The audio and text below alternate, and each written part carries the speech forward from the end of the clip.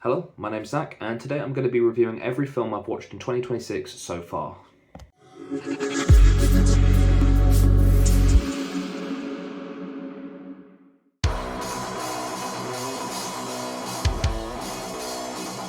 Love is the Devil is an artistic sort of biography of the British painter Francis Bacon, played by Derek Jacobi, and primarily actually his relationship with a man called George Dyer, who's played in the film by a pretty green Daniel Craig. I've had a fascination with Francis Bacon and his paintings ever since I was a teenager, and the further you sort of go into the Francis Bacon sort of world, the more you start to learn about his pretty turbulent personal life. Daniel Craig was really fantastic in it, and his line in the film, "When I die, they're going to open me up and they're going to find loser tattooed on my heart." It's proper melodramatic heartbreak, and I loved it. I gave Love is the Devil a 4.5 out of 5.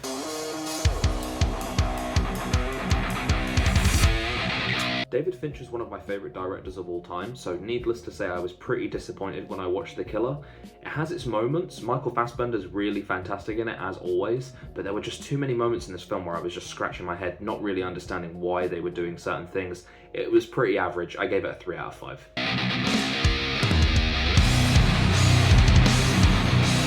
So back in December of last year, I watched Alien for the first time ever, and I was completely blown away. The movie stayed in my mind for weeks. It's become one of my favorite movies of all time, and I decided that I was going to go through and watch the original sort of quadrilogy of the sort of pre-2000s Alien movies before Alien vs Predator, and that quadrilogy ends with Alien Resurrection. Even though I didn't rate the film very highly, obviously it's clearly the worst of the four, I was quite pleasantly surprised actually, because I'd heard really bad things about this film, and although the fact that Ripley comes back in this when, you know, spoiler alert, she dies in the third one, was kind of stupid, and the way they brought her back seemed really stupid.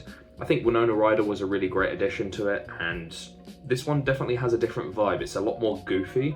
It's kind of like a comic book, like kind of gives me the vibe of like comic book action and stuff. It's pretty fun to watch. I didn't hate it. It wasn't amazing, but I gave it a 2.5 out of 5.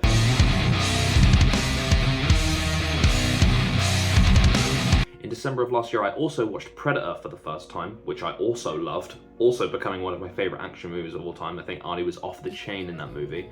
And since I watched Alien and Predator so close together, I really wanted to watch Alien vs Predator. I'd never watched it before. I'd heard mixed things about it, but to me, the blending of those two universes was going to be so cool, so I sat down and watched it. I actually said in my LetterBoxd review that maybe if I had been waiting for this film since sort of the 90s, when they started hinting at, you know, an Alien vs Predator crossover, maybe I would have been more annoyed with this film, but because I hadn't been waiting all that time, I thought the film was pretty fun. It didn't have any memorable characters whatsoever. You know, the glimpses that you get more into the Yautja society about how they come to Earth to sort of create the Xenos so that they can, you know, take pride in killing them and then they wipe them out.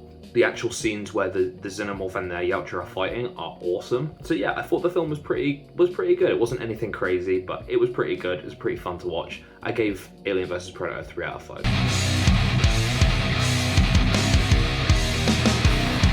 Office Space was a film that I remember watching as a kid, which obviously at the time I had no experience working in an office, so I thought the film was okay, but I didn't really find it that funny. Watching it now as an adult, I tell you, if you've got at least a few years working in an office, you're gonna love this film. It's really funny. There's a scene in particular towards the end where they're like destroying a printer and stuff, and it's set to music. It's hilarious. The soundtrack in this film, if you're like a fan of like 90s hip hop, the soundtrack in this film is awesome. It's a really great comedy. I really highly recommend it. I gave Office Space a 4 out of 5. I'm sorry to say that Platoon was my biggest disappointment of the year so far. Not because it's the worst film I've seen in the year so far, not by a long shot, but I think I went in with such high expectations that I was expecting something a little bit more. I think that Willem Dafoe's character was great. He was amazing in it as well in terms of acting. I love Adagio for Strings by Samuel Barber, but I don't need to hear it so often. It feels like it was playing every 5 minutes. I found Charlie Sheen's character really confusing. In the one scene, he's, you know, doing the iconic moment where he's shooting at the feet of the Vietnamese guy telling him to dance. And then 5 minutes later, he's getting annoyed at his American, you know, compatriots because they're, you know, abusing or assaulting some Vietnamese women and he's getting upset because, you know, they're humans too, they're just like us. But 5 minutes ago he was shooting at the feet of the Vietnamese guy. I understand what the message is about, you know, what war does to soldiers and the conditions they're in and stuff, but I just found it super jarring. I gave Platoon a 3.5 out of 5.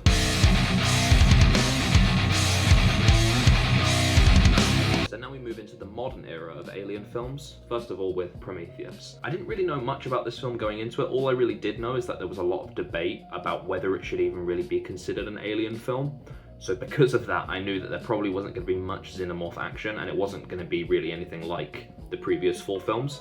It wasn't, but I definitely wasn't prepared for where this film did go. It has huge ideas, at times imperfect in execution, but I still found it quite enjoyable. It would have been a really good start to a trilogy, which I think was the plan, with Alien Covenant coming after this, but I don't think we're going to see the resolution of that trilogy, unfortunately, as Ridley Scott isn't as involved with the Alien franchise, though he did come back to produce Alien Romulus, which I'll talk about later. Even still, I quite enjoyed this. I gave Prometheus a 3.5 out of 5.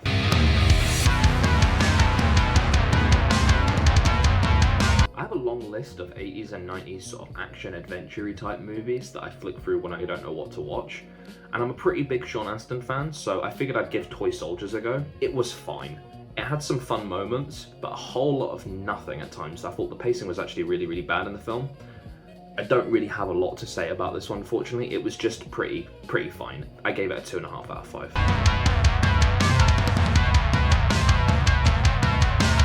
After watching Predator and absolutely loving it, I went to watch Predator 2 and I thought it sucked donkey balls, to be frank. I thought it was awful. So when I heard people that were talking really positively about Prey, I got really excited and I was a little bit disappointed. The film was pretty good. Was it great? No. But was it a disaster? It wasn't. It was fine. It was a decent continuation of the Predator franchise, and I think it did help in getting us, you know, a few steps forward to eventually Predator Badlands, which I did think was actually a bit better. I gave Prey a 3 out of 5.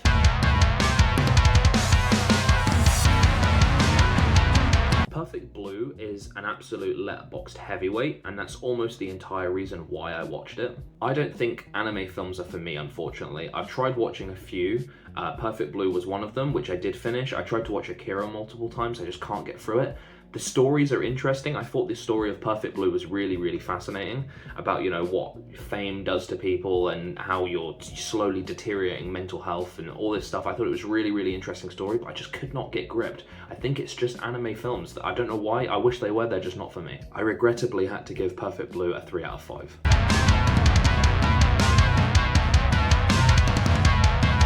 Alien Covenant is the sequel to Prometheus, and it's ironically a much better standalone Alien film than it is a Prometheus sequel. It had much less big, ideas, and it had more sort of xenomorph action. Michael Fassbender is absolutely amazing in this. I know it's the second time that I've mentioned him by name in this video, but in Alien Covenant in particular, his role as David was so good. The last scene of Alien Covenant is absolutely bone-chilling. It was one of the most terrifying things I've ever seen, and it wasn't a jump scare, it wasn't, you know, body horror like gore or anything. Just the idea of what was happening in that final scene was so terrifying to me, and Michael Fassbender was perfect. I do hope that one day Ridley Scott will come back with a more hands-on approach to the Alien franchise and finish off this trilogy, because I think it really deserves the final entry. I gave Alien Covenant a 3.5 out of 5.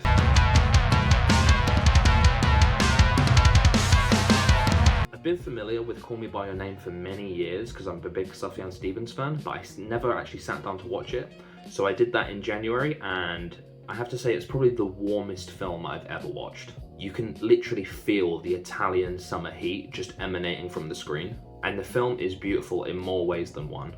The acting by Armie Hammer and Timothée Chalamet is amazing, the cinematography is great, the original soundtrack by Sufjan Stevens is so beautiful. The scene towards the back end of the film between Elio and his father is some of the best dialogue I've ever heard.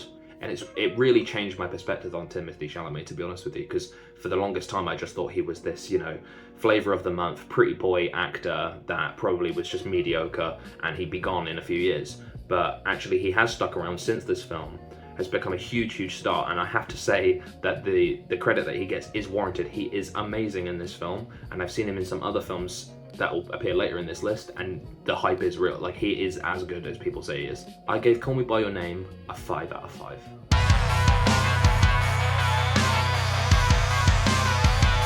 This is my first rewatch of the year because my partner hadn't seen this film and I really wanted to show it to her.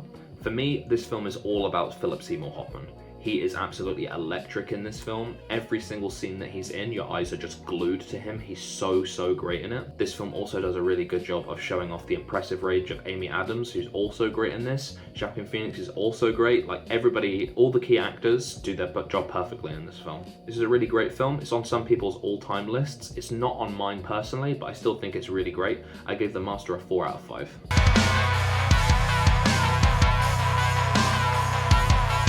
We've got a couple of A24 films here in a row. First, we've got Locke.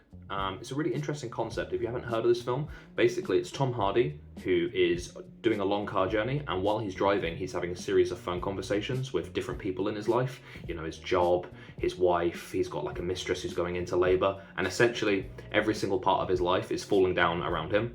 I would say this film's pretty good. If you find talking on the phone or confrontation stressful, if you find either of those things stressful, or both of them, do not watch this film because the entire film is talking on the phone and basically having arguments with people. It was pretty good. Unfortunately, I find Tom Hardy's character pretty insufferable, so that made it a little bit harder to watch, but I still thought it was an interesting idea. I gave it a 3 out of 5.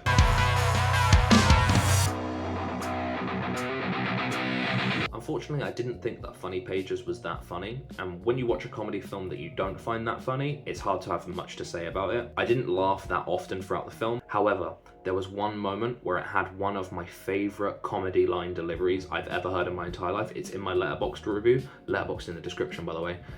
So just for that reason alone pretty much, I gave this film a 2.5 out of 5.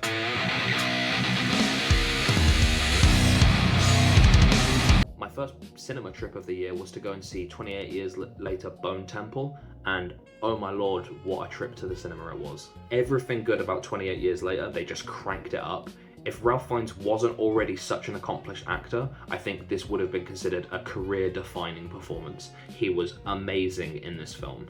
Dr. Kelson has immediately become one of my favourite movie characters of all time. Certainly one of the most likeable movie characters of all time. He's impossible not to love. There are some amazing needle drop moments in this film with some great song choices, in particular the last one, which I'm sure you've heard of, that involves Iron Maiden's Number of the Beast. It's jaw-dropping and will go down in history as one of the all-time music choices and like choreographed scenes in film, I guarantee you. If you watched 28 Years Later and you weren't that impressed, I implore you to give Bone Temple a chance. It's so worth it and it's so much better than the previous one. I actually liked 28 Years Later, but this one is so much better. And if you still have the opportunity, I really recommend that you go and watch it in the cinema as well. I gave 28 Years Later The Bone Temple a 5 out of 5.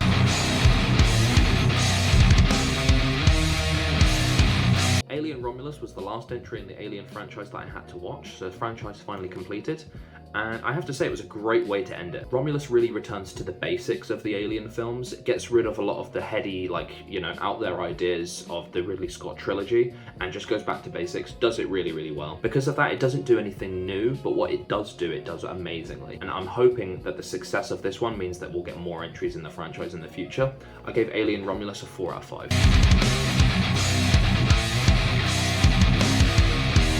I promise you, this is the last time that the Alien franchise appears on this list. The day after I finished Alien Romulus, I went and rewatched Alien, and I was depriving myself of this rewatch because I wanted to rewatch it so badly, but I told myself I'd finish the franchise first before I did that, and I'm glad I did. I still can't believe how amazing this film looks, considering it was released in 1979. Sigourney Weaver is amazing in this. The Xenomorph looks great. The practical effects on the Xenomorph look so good. I found Ian Holmes' decapitated monologue as Ash when he's talking about the Xenomorph and how it's the, you know, the perfect life form. It's so chilling. It's just an absolute wall-to-wall classic, and I gave Alien a 5 out of 5.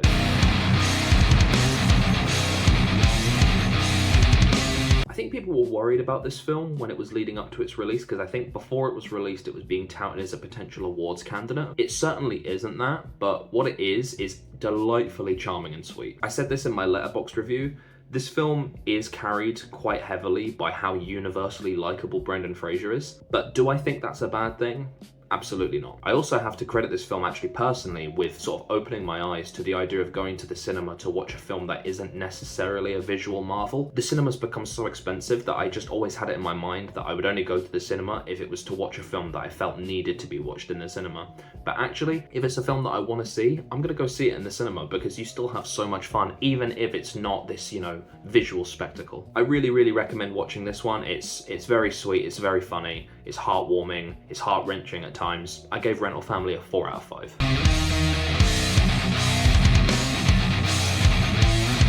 I've had In Bruges recommended to me for quite a few years, which is why I was so unfortunately disappointed. I tend to lean more positive when watching movies. That's why a lot of my reviews of even okay films will be like 2.5, 3 out of 5, because generally I enjoy most films I watch. It's very rare that I give actually like a bad review, and In Bruges wasn't bad. There were a few funny moments, but every conversation seemed to last for like 5+ minutes, even though the conversation could have been done in 30 seconds. I understand that's not how you write dialogue in a film. I don't know, every conversation was like argumentative for the sake of it. I don't know if that's the point of the comedy, and I'm just not getting it, but to me, I didn't find it funny. I just found it really weird and kind of annoying. Because of that, I gave In Bruges a 3 out of 5.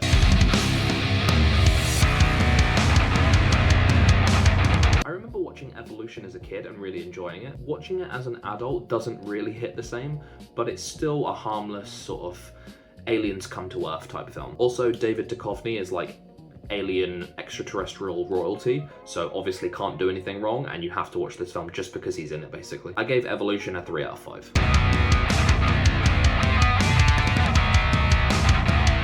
I found Blade Runner to be such a conflicting movie. On the one hand, there were times where it felt so slow. I was almost getting bored because of how slow paced the film was, and I was getting worried actually, like, oh, I'm losing focus on this film because I'm getting bored. And then 2 minutes later, there'd be a crazy sweeping shot of futuristic LA, or we'd be down on the ground level in the alleyways with the synth score booming in the background, and I'd be like, this is the greatest film I've ever seen. Because of that, because it sort of goes between me being bored and me thinking it's the coolest film ever, I gave it a 3.5 out of 5.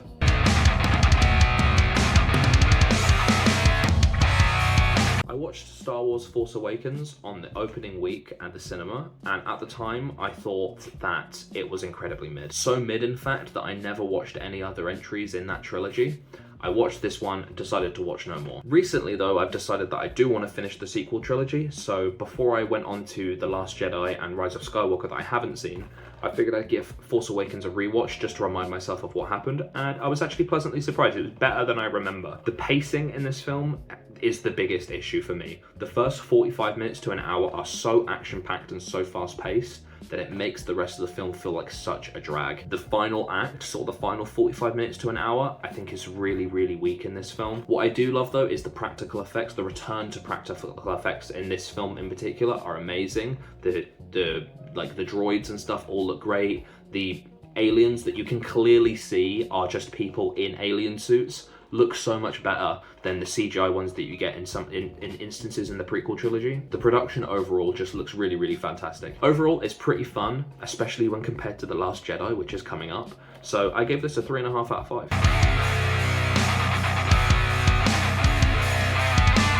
5. Speaking of The Last Jedi, oh boy, this was really stinky. This felt like the longest film I have ever seen. All of the evil characters are just constantly made to look so foolish in this. I don't understand how they expect you to take the First Order seriously as like an evil organization when they're just made to look stupid at every possible instance. Every single evil character in this film is fooled. They get tricked constantly, and it just makes them look like complete idiots. This one was so painful that I still haven't watched Rise of Skywalker, even though I watched this about a month ago. I will eventually get round to Rise of Skywalker, but to be honest with you, I'm really not looking forward to it. I gave The Last Jedi a 2 out of 5.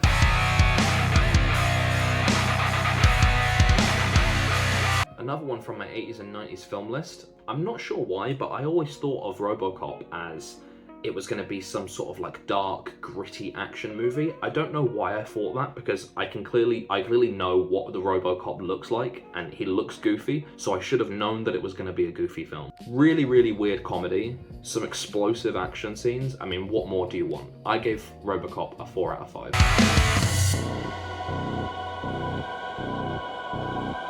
I I've been a huge Simpsons fan since I was a kid, and I think the movie is actually surprisingly good. And I say surprising because it's basically just an extended episode of like modern day Simpsons, which is really hit and miss, but I think they did a really good job in the film. I gave the Simpsons movie a 4 out of 5.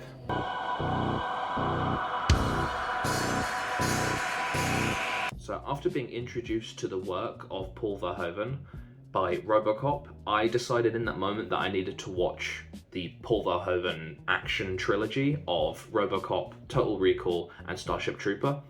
So I watched Total Recall first, as it was this next sort of release in that trilogy. And it was great. Arnie is awesome in it. I really love films that have Arnold in them and they cast him as like a regular guy, just because he's the most not regular looking guy ever, and when he's next to actually regular looking guys, it's just so funny. It's not quite as goofy as RoboCop, but it's still pretty out there. It's pretty funny. Also, it has some out of this world practical effects for the time. Total Recall is, unknown to me, like one of the gold standards for practical effects from the 90s. I gave Total Recall a 4 out of 5.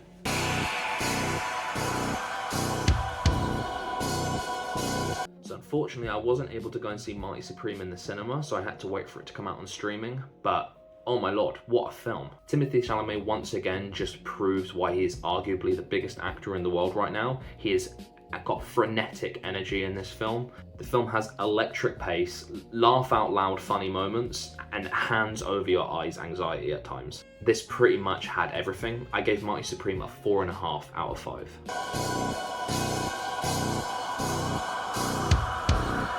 I think if they stopped making these movies after the third one, there'd be a case to be made that Toy Story is the best trilogy of all time. The first one of the series is one of the few Pixar movies that actually shows its age. Even the other Pixar movies from the 90s don't seem to show their age as much as this one, but this is Pixar's first feature-length animated movie. I don't know why, but Buzz thinking that he's a real space ranger has always been so funny to me.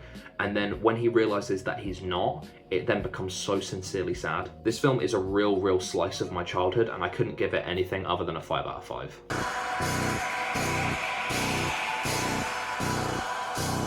As a kid, I owned a double VHS tape with Toy Story 2 and A Bug's Life on it, and I would watch it continuously, back to front, or just on repeat. I absolutely loved it. I think that's part of the reason why I think, for me, Toy Story 2 is the best Toy Story movie, and probably my favorite Pixar movie altogether. I love the scenes where the toys are running through like the neighborhoods, like running through the streets to try and find Woody. For some reason, I don't know why. When She Loved Me is a heartbreaking original song that still brings me to tears. Also, Toy Story 2 had an amazing PlayStation 1 platformer game that really helps lift it above the other entries in the series. I gave Toy Story 2 a 5 out of 5.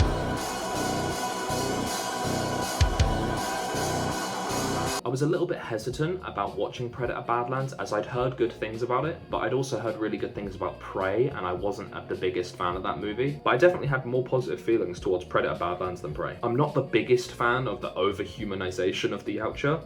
I think that it takes away a lot of the mystique, but it was still a really cool movie, and I'm glad that they're at least doing something with the Predator IP. I gave Predator Badlands a 3.5 out of 5.